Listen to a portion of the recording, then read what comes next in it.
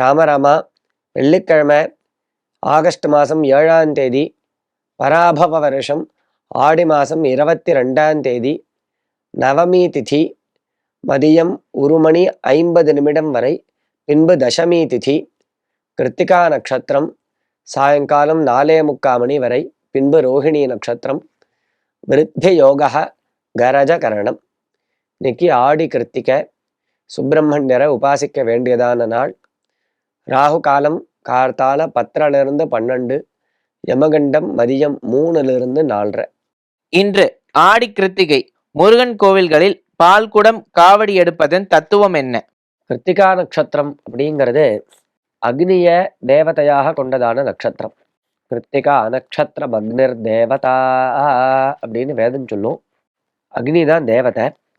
அக்னியிலிருந்து தோன்றியவர் தான் சுப்பிரமணிய சுவாமி. அக்னிபூஹு அப்படின்னு பேர் அவருக்கு. பரமேஸ்வரனுடைய தேஜஸிலிருந்து ஆவிர்வாவமானவர் அக்னிபூஹுன்னு சுப்பிரமணியனுக்கு பேர். ஸ்கந்தன், குருகுஹன், முருகன்னு சொல்கிறோமே, முருக கடவுள்.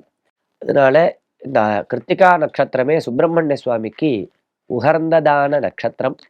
அதுவும் இந்த ஆடி கிருத்திகை அப்படிங்கிறது ரொம்ப வசத்தி. சுப்பிரமணியரை பூஜிக்க வேண்டியதான ஒரு நாள். இன்றைய தினம் சுப்பிரமணியருக்கு பிடித்ததான காரியங்கள் பண்ணணும். பிரம்மச்சாரியை கூப்பிட்டு போஜனம் பண்ணி வைக்கிறது, வஸ்திரங்கள் வாங்கி கொடுக்கறது, சிவப்பு புஷ்பங்களை எடுத்து சுப்பிரமணியருக்கு பூஜை பண்ணுறது, இதெல்லாம் பண்ணணும். மற்றும் பால் குடம் எடுக்கிறது அப்படின்னு ஒரு வழக்கம். பாமர மக்கள்லாம் பால் குடம் எடுத்துண்டு போய் சுப்பிரமணியர் எந்த கோவிலில் இருக்காரோ அங்கே எடுத்துன்னு பால் காவடி எடுக்கிறதுன்னு எடுத்துன்னு போய் கொடுப்பா. அதாவது அவர்களிடத்துல நிறைய பசுக்கள் இருக்கும். பால் கறந்து பாலை விற்று அதுதான் அவளுக்கு ஜீவனம். அந்த வியாபாரம் தான் அவளுக்கு ஜீவனமாக இருக்கும்.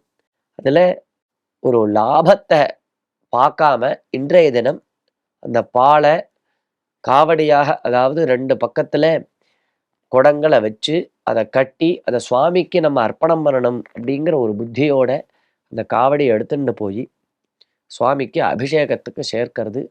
இதை வருஷா வருஷம் பண்ணுறது அப்படின்னு ஒரு சங்கல்பத்தோட ஒரு விரதமாக இருந்துட்டு இந்த பால் காவடி எடுப்பா. இதனால குடும்பம் வாழையடி வாழையாக தழைக்கும்.